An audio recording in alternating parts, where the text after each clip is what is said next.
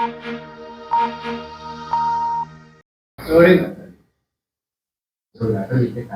4 प्रदेश का चुनाव का नतीजा आया, जिसमें 2 प्रदेश चौंकाने वाले हैं, छत्तीसगढ़ और राजस्थान, जहां पर बीजेपी बढ़त बना रही है। विश्लेषण तो यह था कि तीनों प्रदेश बीजेपी हारेगी, लेकिन नतीजा उल्टा ही है। हमारे साथ है इसी पर चर्चा करने के लिए विजय शंकर पंकज और शाश्वत तिवारी जी। इनसे जानते हैं कि ये परिणाम कहां बदलाव आया, इस पर क्या रहा लोगों का रुझान, और जो पार्टियां बनी, गठजोड़ बना, उन लोगों का पिछड़ों का था कि पिछड़ों इस पे राजनीति करेंगे, पिछड़ों का वोट हमें मिलेगा, वो भी कहीं कहीं जमीनी धरातल पर नहीं दिखा।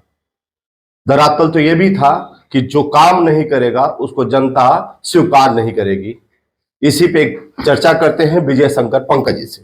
सर, ये जो आज मतलब जनगणना रिपोर्ट आई है, चुनाव का नतीजा आया है, इस पर क्या कहेंगे आप? ये चुनाव के नतीजे अप्रत्याशित उन लोगों के लिए लग रहे हैं जो राजनीति की समझ नहीं रखते हैं। राजस्थान का चुनाव कांग्रेस आपस में लड़ रही थी और वो जो परिणाम आया था बहुत सही आया है। पहले से था कि राजस्थान भाजपा आ रही है। मध्य प्रदेश में लाडली बहन योजना मोदी का चमत्कार हुआ और छत्तीसगढ़ में भी मोदी ने जो आदिवासियों के लिए घोषणा की वो सब कुछ प्रत्याशित था। इस तीनों राज्यों में कांग्रेस आपस में लड़ रही थी। छत्तीसगढ़ में सिंहदेव और भूपेश बघेल आपस में लड़ रहे थे।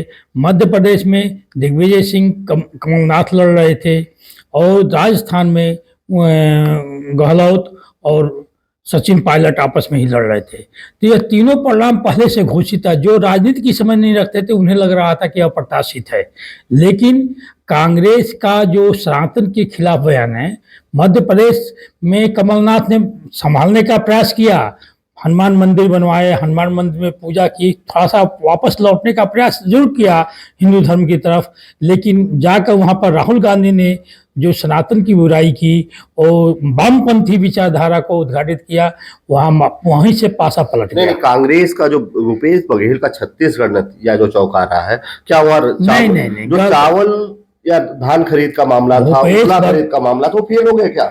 वो सब कुछ फेल था। उससे पहले रमन सिंह ये सब कार्य योजनाएं चला चुके हैं। रमन सिंह 15 साल चलाए 3 सरकार में, और चावल योजना रमन सिंह की ही चलाई हुई, भूपेश बघेल की नहीं है। सेकेंडरी चीज, रमन सिंह ने आदिवासियों के लिए जो दवाएं आयुर्वेदिक, वहाँ खजाना है आयुर्वेदिक का, और रमन सिंह बहुत अच्छे मूल्य पर पहले दे चुके हैं। उसमें भूपेश बघेल की कोई दरिया दिली नहीं है। दूसरा, भूपेश बघेल पर जो भ्रष्टाचार के आरोप लगे और उस पर जो मोदी ने आदिवासियों के लिए कार्य योजना घोषणा कर दी, उसने पासा पलट दिया। सर, कहीं जानना चाहेंगे आपसे, क्या कांग्रेस या बसपा सपा जो लड़ रही है, ये जमीनी तैयारी तो करते नहीं है, इस पर क्या कहेंगे आप? यानी ये बात सही है कि दूसरी पार्टियों के लीडर्स ने उतनी गंभीरता से या उतनी सक्रियता से और जनता की नब्ज को पकड़ते हुए वो काम नहीं किया, और जितनी मेहनत उन्हें करनी चाहिए थी उतनी मेहनत सामने नहीं दिखी। और भाजपा की जहाँ तक बात करें, इनके लीडर्स किसी ना किसी रूप में, इनके कार्यकर्ता, इनके संगठन के लोग 24 घंटे जो है वहाँ पे सक्रिय रहे और लगातार उन्होंने काम किया। जनता में अपने जो है अपने राजस्थान में जो सरकार थी उसके बाद इतना बड़ा चौंकाने वाला रिजल्ट है, इस पर क्या कहेंगे आप? नहीं, क्योंकि लोग वहाँ नाराज थे सरकार के जो भी काम रहे, और उसके बाद जो अनाउंसमेंट हुए, जो नहीं, वो उनके रिजल्ट तो बहुत अच्छे हैं कि जनता के लिए काम कर रहे हैं, बहुत सारी लॉलीपॉप भी दिखाई।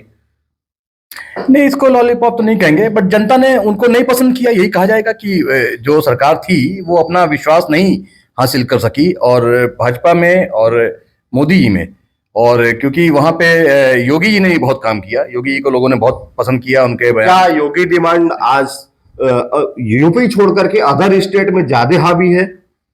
नहीं, नो डाउट। इसमें तो पिछले भी इलेक्शंस अगर देखें तो योगी जी जहां जहां गए वहां पे अच्छा रिस्पांस मिला, लोगों ने बड़ी संख्या में लोग आए उनकी रैलियों में, और उनको लोग पसंद कर रहे हैं, उनके एक्शन को, और खासकर जो राम मंदिर निर्माण हो रहा है। साउथ के जो प्रदेश हैं जैसे तेलंगाना हुआ और अदर स्टेट में, वहां पर योगी जो रैली रही वो बहुत हिट रही, इसका क्या कारण देखते हैं आप लोग? साउथ में जो एक सनातन परंपरा को बड़ा, सनातन का मूल गढ़ है साउथ, और वहां पर जिस प्रकार से मुस्लिम तुष्टीकरण की राजनीति अन्य दल कर रहे हैं, इसलिए योगी की मांग बढ़ती जा रही है। और साउथ में एक समय आएगा, आप देखिएगा कि जब एक सीट से लेकर तेलंगाना में 8 सीटें भाजपा की हुई है, ये बढ़ते हुए प्रभाव का असर है। भाजपा लड़ाई लड़ रही केरल में, जहाँ वामपंथियों का गढ़ है, आंध्रा में लड़ रही है, तो वो तो हर जगह जाते जाते अब आजकल सनातन की जो एक स्थिति पैदा हुई है, वो भाजपा को अगली राह दिखलाएगी। हमारे साथ से विजय शंकर पंकज जी और शाश्वत त्रिपाठी जी। ये जो पांचों राज्य के चुनाव है, अभी तो एक दो जगह का रुका हुआ रिजल्ट, लेकिन ये तीनों प्रदेश में बीजेपी सरकार बना रही है। लेकिन एक चीज कहने की बात है कि कांग्रेस हो, बसपा, सपा हो, वो धरातल पर कहीं न कहीं मेहनत करते नजर नहीं आते हैं। उनके बड़े नेता एक दो जाते हैं, काम करते हैं, चुनाव के टाइम दिखते हैं। तो ऐसे तो सरकारें बनाने से विमुख रहना पड़ेगा।